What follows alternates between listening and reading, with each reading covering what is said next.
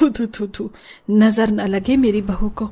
इतनी प्यारी बहू है, आखिरकार शादी हो ही गई, चाहे जल्दबाजी में हुई, पर मेरी चिंता खत्म हो गई। हाँ माँ, ये तो आपने बिल्कुल ठीक कहा। माँ जी, आपकी छोटी बहू आ गई है, अब आपको किसी भी बात की चिंता करने की कोई जरूरत नहीं है। बहुत बातें हो गई, अब मेरी प्यारी देवरानी चलो थोड़ा आराम फरमा लो, आप दोनों थक गए होंगे। हाँ हाँ भाभी जरूर। अले अले चाचू, पहले मुझे चॉकलेट दो, आप नई चाची लेकर आए हो, मैं तो आपको ऐसे नहीं जाने दूंगा, पहले चीज ही दो। ये देखो हमारे पोते को, अब नंद तो है नहीं दरवाजा रोकने के लिए, तो ये शुभ काम मेरे पोते नहीं कर डाला। पवन बेटा, अपने भतीजे को चॉकलेट दे दे, वरना मैं भी तेरा साथ नहीं दूंगा। पापा, आपको लगता है मैं अपने प्यारे से भतीजे के लिए चॉकलेट नहीं लाऊंगा? ये रही, एक नहीं पूरी 2 चॉकलेट है, ये ले मेरे राहुल चुन्नू मुन्नू। अच्छा नीतू बहू, कल तुम्हारी पहली रसोई है, तो ध्यान से जल्दी उठ जाना, और कोई मदद चाहिए तो अपनी जेठानी को बुला लेना, वो सब्जी बनाने में बहुत माहिर है। सच में अवंतिका, बड़ी बहू बड़ी स्वादिष्ट सब्जी बनाती है। बड़ी बहू ऐसा करना, कल तुम भी एक सब्जी बना देना। जी पापा जी। थकान मिटाने अब सब अपने अपने कमरे में चले जाते हैं। अगली सुबह नीतू पहली रसोई करने रसोई में पहुंच जाती है और भटूरे का आटा बना रही होती है। तभी सब्जी काटते हुए जेठानी कहती है, क्या बात है नीतू, मुझे ऐसा क्यों लग रहा है तुम छोले भटूरे बना रही हो? आपने बिल्कुल ठीक समझा, मैं अपनी पहली रसोई में सबके लिए यही बनाकर खिलाना उन्हें चाहती हूँ। देखना, सब ये खाएंगे तो आपकी बनाई सब्जी को भी भूल जाएंगे। मैं तो चाहती हूँ कि सबको तुम्हारा बनाया खाना भी पसंद आ जाए, बाकी मेरी सब्जी के तो सब दीवाने हैं।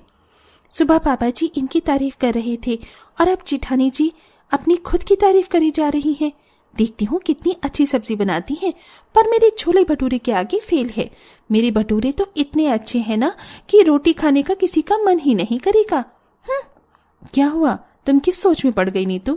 कुछ नहीं, बस अपनी रेसिपी के बारे में सोच रही थी। कुछ ही देर में नीतू छोले बनाकर गर्मा गर्म फूले फूले भटूरे तैयार कर लेती है। ये देख जेठानी मन ही मन इम्प्रेस होती है, और फिर जैसे ही जेठानी की सब्जी बन जाती है तो उसकी सब्जी की स्वादिष्ट खुशबू नीतू को सिर चढ़ जाती है। इन्होंने क्या कमाल की कद्दू की सब्जी बनाई है, जिसे मैं कभी ना खाना चाहूं, लेकिन खुशबू इतनी अच्छी आ रही है कि ट्राई कर लूं। बट मैं ऐसा कुछ नहीं करने वाली, आज माँ जी को मेरी ही तारीफ करनी होगी। 10 मिनट में दोनों बहुएं अपना बनाया हुआ खाना परोसती हैं। देवरानी के बने फूले फूले भटूरे देख सब छोले भटूरे पर टूट पड़ते हैं, लेकिन उसके बाद जेठानी की बनाई सब्जी को भी मजे से खाते हैं। अरे वाह, चाची ने तो कितने प्याले प्याले भटूरे बनाए हैं। ओहो, ऑल दो चाची। हाँ हाँ बेटा, ये लो। वैसे मानना पड़ेगा बहू, तुम्हारे बनाए हुए भटूरे मुझे बहुत पसंद आए। ऐसे भटूरे तो हलवाई वाले भी नहीं बना पाते। हाँ माँ, ये तो आपने बिल्कुल ठीक कहा। कुसुम, तुम भी अपनी देवरानी के बने भटूरे को खाओ ना। हाँ बिल्कुल। नीतू आओ, तुम भी खा लो। हाँ बहू, तुम भी हमारे साथ बैठकर खाना खाओ। सच में तुमने बहुत अच्छे भटूरे बनाए हैं, ऐसे भटूरे तो मैंने कहीं नहीं खाए। शुक्रिया पापा जी। तभी अवंतिका को गांव से फोन आता है। अरे उषा, तुमने कॉल कैसे किया? अरे तू भूल गई, तूने हमें क्या कहा था कि एक बार बच्चों की शादी हो जाए तो अच्छे से न्योता दे दूंगी। अब शादी हो गई तो बुला ले, हमारे गांव में रहने का फायदा मत उठा। ये मत सोचो कि यहाँ से 2-4 लोग आएंगे तेरी जान पे जान के, कम से कम 100-200 लोग और रिश्तेदारों को मैं लेकर ही आऊंगी। अरे उषा, तू भी ना, मैं क्या मना कर रही हूँ, आ जाओ।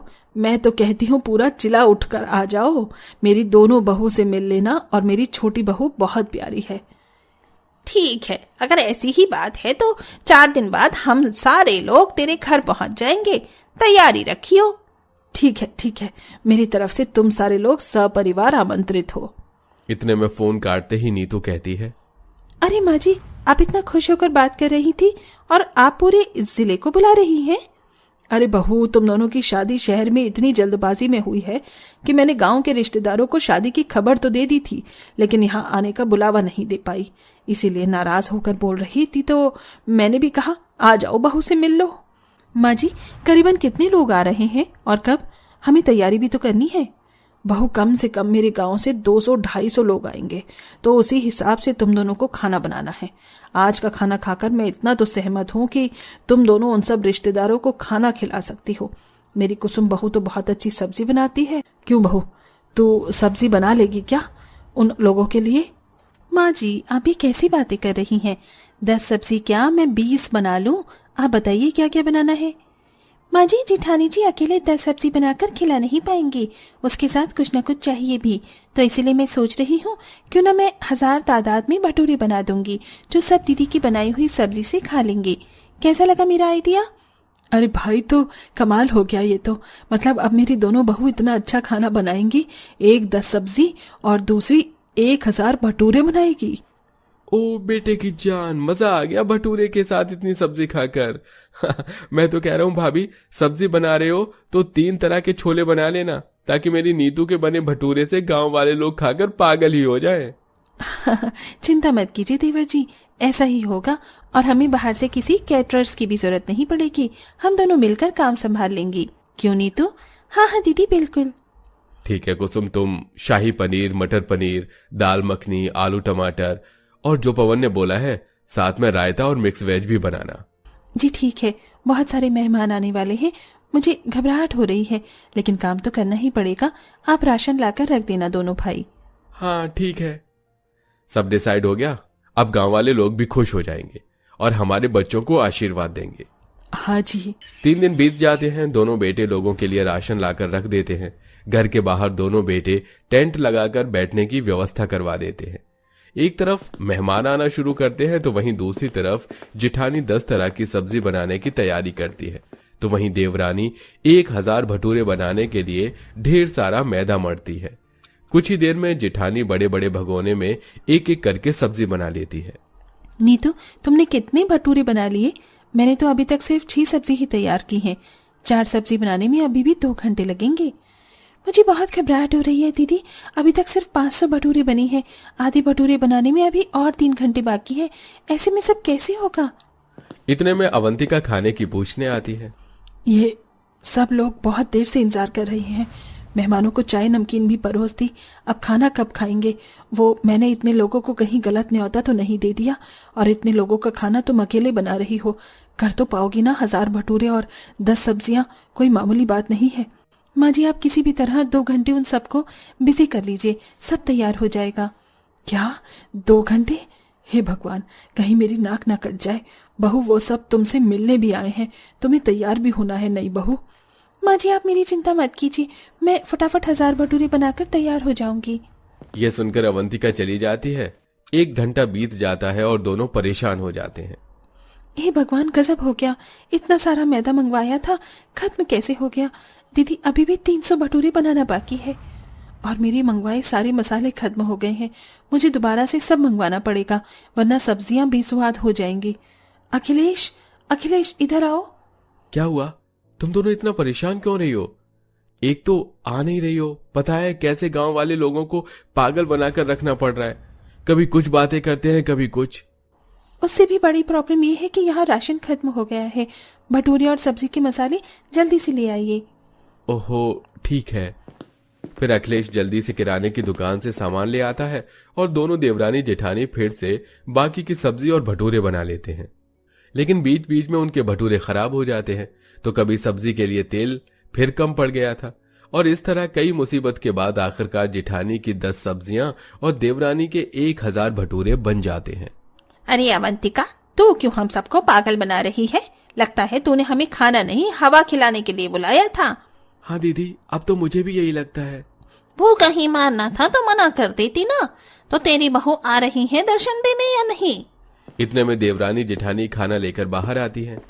अरे अरे चाची जी, आप इतना गुस्सा क्यों कर रही हैं? देखिए, हम खाना ले आए, आप सब यहाँ बैठ जाइए, उसके बाद नई बहू को देख लेना। अखिलेश जी, पवन, आओ हमारे साथ खाना परोस दो। जी भाभी। तभी बहू घूंघट करके सबको खाना परोसती है और बाकी सब भी नरम फूले हुए भटूरे देख वैसे ही खुश हो जाते हैं। और जब जेठानी की बनाई सब्जी से खाना शुरू करते हैं तो सब मंत्र मुग्ध हो जाते हैं। आहा दीदी, मजा आ गया, क्या टेस्टी सब्जी है, और भटूरे भी। हाँ भाई, अरे मुझे तो 10 की 10 सब्जी चखनी है, इसलिए थोड़ा थोड़ा बहू सब डाल दो और भटूरे भी खिलाओ। जी जी। हाँ, स्वादिष्ट खाना बनाया है तूने, हलवाइयों से मजा आ गया। अवंतिका, तेरे तो बहुत पैसे लग गए होंगे। अरे नहीं नहीं, ये सारा खाना मेरी दोनों बहुओं ने मिलकर बनाया है। जेठानी ने 10 सब्जी और देवरानी ने 1000 भटूरे बनाए हैं। है ना कमाल की बात। इनकी जगह कोई और बहू होती तो वो बिल्कुल नहीं कर पाती ये सब। सच में?